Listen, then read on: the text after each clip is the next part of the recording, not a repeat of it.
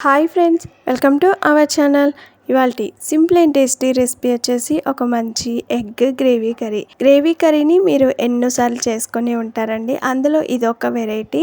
ఇలా ఒక్కసారి ట్రై చేయండి ఫ్రెండ్స్. ఇది అన్నం, చపాతి, పూరి, రోటీలోకి అయితే అదిరిపోవాల్సింది. చేసుకోవడం కూడా చాలా సులువు. ఎగ్ గ్రేవీ కర్రీని ఎలా రెడీ చేసుకోవాలి, దాని ప్రాసెస్ ఏంటని చూసేద్దాము. ముందుగా స్టవ్ పైన ఒక బాండి పెట్టుకొని కర్రీకి సరిపడా ఆయిల్ పోసుకోవాలి. ఆయిల్ వేడిన తర్వాత ఇంచు చెక్క, 4-5 లవంగాలు, ఒక యాలక్కాయ, అలాగే 1/2 టీ స్పూన్ వరకు జీలకర్ర వేయాలి. అవి చిటపట్లాడేటప్పుడు సన్నగా తరిగిన ఉల్లిపాయ ముక్కలు వేసుకోవాలి. ఈ కర్రీలోకి కొన్ని ఉల్లిపాయలు ఎక్కువగానే తీసుకోవాలి.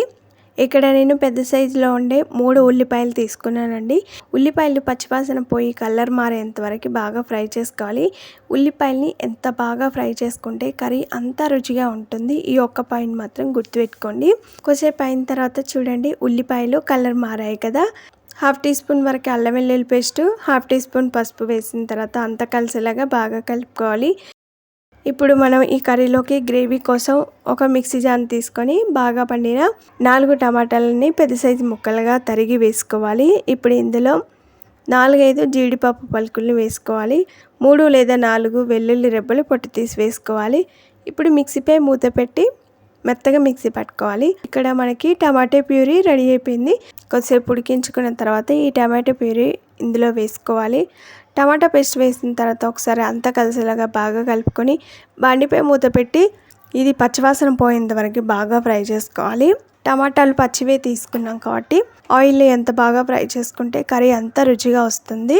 ఇలా కొద్దిసేపు ఫ్రై చేసుకున్న తర్వాత చూడండి, ఆయిల్ సపరేట్ అవుతుంది కదా. ఇలా ఈ స్టేజ్లో ఉన్నప్పుడు 1.5 స్పూన్ వరకు కారం వేసుకోండి. టమాటా పేస్ట్ బాగా ఫ్రై అయిన తర్వాతనే కారం వేసుకోవాలి. కారం మగ్గేంత వరకు ఉడికించుకోవాలి. బండిపై మూత పెట్టి కారం మగ్గేంత వరకు కొద్దిసేపు ఉడికించుకోండి. కొద్దిసేపు అయిన తర్వాత కారం మగ్గిపోయింది. ఇప్పుడు ఇందులో ఒక గోలీ సైజ్ అంతా చింతపండుని ముందే నానబెట్టి పెట్టుకోవాలి. ఇప్పుడు ఈ చింతపండు రసాన్ని ఇందులో పోసిన తర్వాత పులుపుని సరి చేసుకొని నీళ్ళని పోసుకోండి.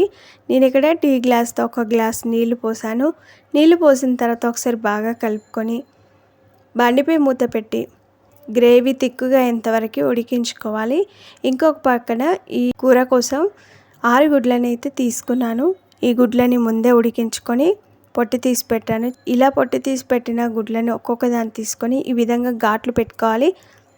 ఒక చాకుని తీసుకొని ఈ విధంగా ఘాట్లు పెట్టుకోండి. తీసుకున్న గుడ్లకి 2 సైడ్లు కూడా ఈ విధంగా ఘాట్లు పెట్టుకోండి. ఇంకొక పక్కన గ్రేవీ ఉడకడం స్టార్ట్ అయిపోయింది. మూత తీసి ఇప్పుడు ఇందులో ఘాట్లు పెట్టుకున్న గుడ్లని వేసుకోవాలి. ఇలా ఘాట్లు పెట్టడం ద్వారా ఈ గుడ్లని కర్రీలో వేసుకుంటాం కాబట్టి గ్రేవీ అంతా కూడా గుడ్డుకి చాలా బాగా పడుతుందండి. తినేటప్పుడు గుడ్డు అనేది చప్పగా లేకుండా చాలా రుచిగా ఉంటుంది. ఒకసారి అంతా కలిసేలాగా బాగా కలుపుకోవాలి. ఇందులోనే రుచికి సరిపడా ఉప్పు వేసుకోవాలి. అలాగే 1/2 టీ స్పూన్ వరకు గరం మసాలా వేసుకోండి. మసాలా వేసిన తర్వాత ఒకసారి అంతా కలిసేలాగా బాగా కలుపుకొని బండిపై మూత పెట్టి కొద్దిసేపు ఉడికించుకోవాలి. మీరు కావాలనుకుంటే ఇందులో ధనియా పౌడర్ కూడా వేసుకోవచ్చండి. నేను వేసాను, ఆ వీడియో స్కిప్ అయింది. మూత తీసి ఇప్పుడు ఇందులో కొంచెం కస్తూరి మేతిని వేసుకోవాలి. లాస్ట్లో ఇలా వేసుకోండి. ఇంకొక 1-2 నిమిషాల పాటు ఉడికించుకుంటే సరిపోతుంది. మనకి ఇక్కడ గుమగుమల వాసన వస్తూ కర్రీ అయితే రెడీ అయిపోయింది. కస్తూరి మేతి వేసిన తర్వాత ఒకసారి బాగా కలుపుకొని ఇందులోనే సన్నగా తరిగిన కొత్తిమీరని కూడా వేసుకోవాలి. ఇప్పుడు కొత్తిమీరని వేసిన తర్వాత అంతా కలిసేలాగా బాగా కలుపుకొని బండిపై మూత పెట్టి కొద్దిసేపు ఉడికించుకోండి. 1 లేదా 2 నిమిషాల పాటు ఉడికించుకొని ఇప్పుడు స్టవ్ ఆఫ్ చేసుకోవడమే. చూడండి, ఆయిల్ పైకి వచ్చేసింది. గ్రేవీ కూడా ఇంకాస్త తిక్కుగా అయిపోయింది. ఈ విధంగా వచ్చిన తర్వాత స్టవ్ ఆఫ్ చేసుకొని కర్రీని అంతా కూడా ఒకసారి బాగా కలుపుకొని కర్రీని అంతా కూడా సర్వింగ్ బౌల్లోకి తీసుకొని సర్వ్ చేసుకుంటే అంతేనండి.